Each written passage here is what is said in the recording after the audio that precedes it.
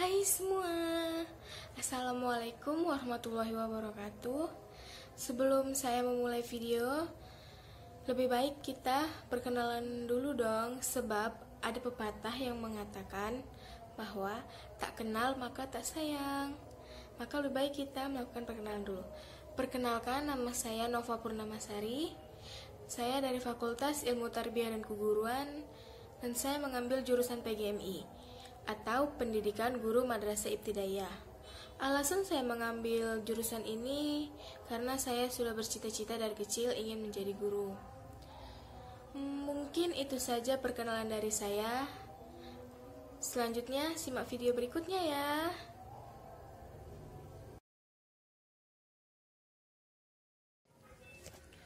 Cinta tanah air.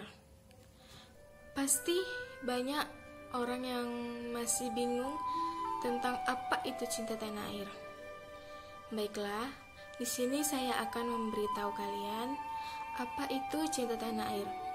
Cinta tanah air adalah perasaan yang timbul dari dalam hati sanubari seorang warga negara untuk mengabdi, memelihara, membela, melindungi tanah airnya dari segala ancaman dan gangguan. Rasa cinta tanah air juga biasanya telah mendarah daging dalam suatu individu atau sekelompok orang. Cinta tanah air bisa dikatakan sebagai cara berpikir, bersikap, dan berbuat yang menunjukkan kesetiaan dan kepedulian.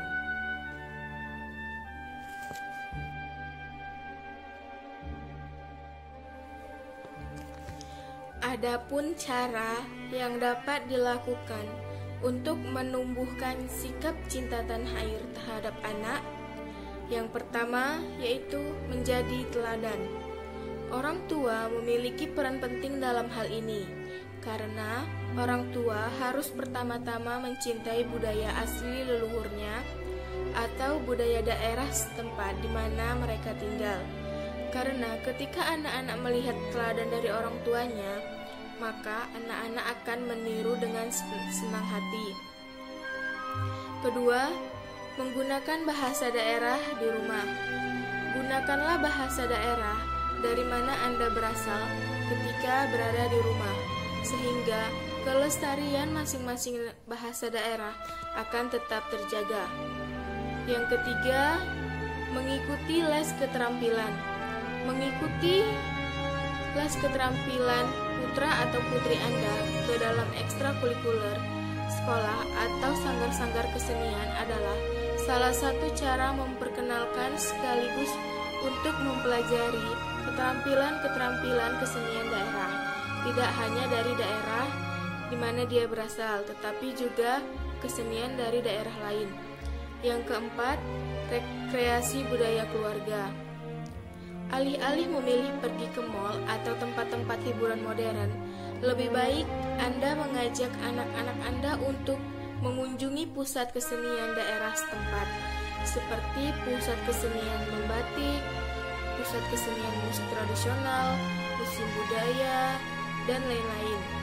Yang kelima, mencoba makanan dari daerah yang berbeda dari asal kita. Mungkin bisa setiap 2 minggu sekali Anda bisa mengajak anak-anak mencari tema makanan daerah yang dapat kita coba untuk menu istimewa di akhir pekan. Dengan begitu, anak-anak akan mengetahui makanan khas Indonesia yang begitu banyak dan enak-enak juga tentunya. Yang keenam, pastikan buku bacaan mereka memiliki karakteristik tokoh dari budaya yang berbeda.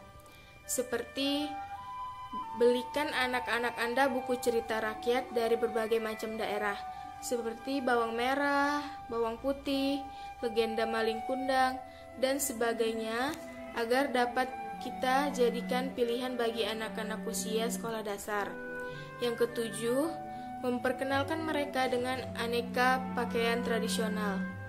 Biasanya setiap peringatan Hari Kartini atau 17 Agustus, di sekolah anak-anak akan diminta mengenakan pakaian tradisional. Manfaatkanlah momen ini untuk mengajarkan indahnya budaya masing-masing daerah dan jelaskan dari mana asal mula atau inspirasi baju-baju yang mereka kenakan tersebut. Yang kedelapan, membuat kerajinan tangan bertemakan budaya tertentu.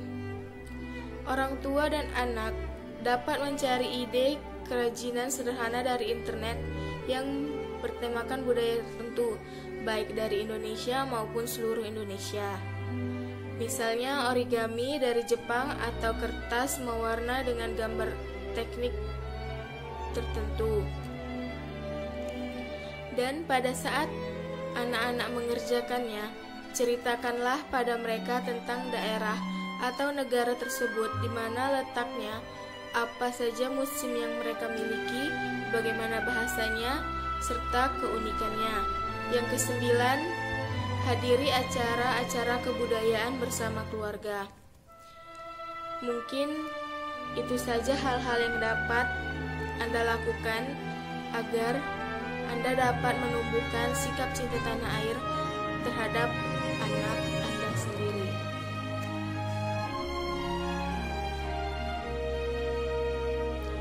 Adapun bukti bahwa saya mencintai tanah air, yaitu pertama, saya membuang sampah pada tempatnya. Kedua, di setiap hari Minggu, saya melakukan gotong royong bersama tetangga di sekitar lingkungan rumah saya. Ketiga, saya usahakan saya membeli produk dalam negeri seperti batik dan yang lainnya. Keempat, saya melakukan reboisasi atau penanaman kembali pohon. Dan yang terakhir saya lakukan yaitu saya selalu memakai masker dan membawa hand sanitizer kemana-mana. Karena keadaan Indonesia yang begini, yaitu sebab karena ada virus di mana-mana, saya akan selalu memakai masker dan membawa hand sanitizer. Mungkin itu saja yang dapat saya lakukan, meskipun hanya hal kecil yang dapat saya lakukan, akan tetapi dampaknya sangatlah besar bagi negara. Dan yang terpenting, saya melakukannya dengan niat sendiri dan tanpa ada paksaan dari siapapun. Maka dari itu, kalian semua lakukanlah hal-hal kecil seperti saya. Itu sudah sangatlah bagus, karena dari hal-hal kecil tersebut mungkin orang lain akan bisa menirunya kembali. Mungkin itu saja yang dapat saya sampaikan. Terima kasih.